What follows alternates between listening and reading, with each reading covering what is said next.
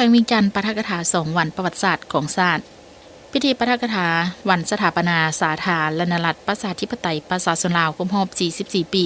และวันคล้ายวันเกิดประธานไกรสอนพรหมวิหารครบรอบ99 ปีอยู่แขวงเวียงจันทร์ได้จัดขึ้นในวันที่3 ธันวาคม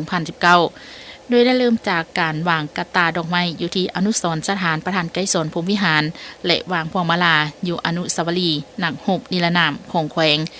โดยการนำพาของท่านคำพันธ์สิทธิดำพากรรมการสูตรกลางพรรคเลขาพรรคแขวงเจ้าแขวงเวียงจันทร์พร้อมทางให้เกียรติขึ้นปาฐกถา2 วันสำคัญดังกล่าวอยู่ที่สโมสรใหญ่ของแขวงซึ่งท่านได้ยกให้เห็นถึงประวัติการกำเนิดของ2 วันดังกล่าวได้ยกให้เห็นการเติบใหญ่ขยายตัวของการปกปักรักษาและสร้างสาพัฒนาประเทศชาติภายใต้การชี้นำพาของพรรคตลอดระยะ44 ปีผ่านมาพร้อมทางนายกให้เห็นถึงภารกิจปฏิบัติและคุณสมบัติศีลธรรมปฏิบัติของประธานไกรสอนพรหมวิหารและการนำภูนอื่นที่เป็นวีรบุรุษของชาติลาวเพื่อให้คนรุ่นหลังได้สืบต่อพันธุ์ขยาย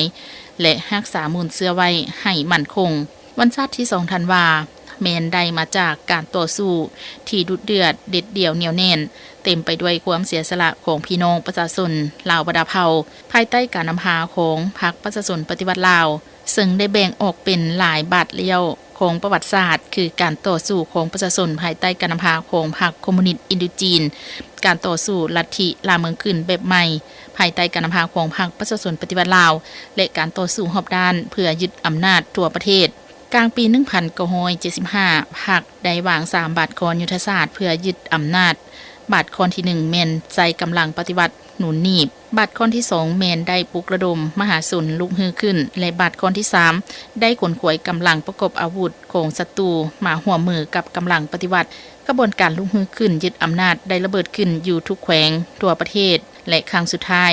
วันที่23 สิงหาคม 1975อยู่นครหลวงเวียงจันทร์มาฮอดวันที่2 ธันวาคม ปี 1975ได้ไขสังกัดใหม่ให้เป็นประเทศสันติภาพเอกราชประชาธิปไตยเอกภาพและก้าวเข้าสู่สังคมนิยมปฏิบัติ2 หน้าที่ยุทธศาสตร์คือปกปักรักษาและสร้างสาพัฒนาประเทศชาติการเฉลิมฉลองวันชาติที่2 ธันวาคมรอบ44 ปีครั้งนี้แมนระยะที่ทั่วภาคทั่วรัฐทั่วกำลังประกบอาวุธและทั่วปวงชนลาวสาวแขวงเวียงจันทร์ความสุมใส่สร้างผลงานเพื่อคำนับรับต้นกองประชุมใหญ่ผู้แทนทั่วประเทศครั้งที่11ของพรรคและกองประชุมใหญ่ผู้แทนองค์คณะพรรคแขวงเวียงจันทร์ครั้งที่6ที่จะไขขึ้นในตอนนี้อย่างเป็นขบวนการฟุดฟื้นเข้าร่วมในพิธีครั้งนี้มีบรรดาคณะประจำกรรมการพรรคแขวงเจ้าเมืองอ้อมข้างหัวหน้าห้องหัวหน้าแผนกการกรมโกงพร้อมด้วยพนักงานหลักแหล่งภายในแขวงเวียงจันทร์เข้าร่วม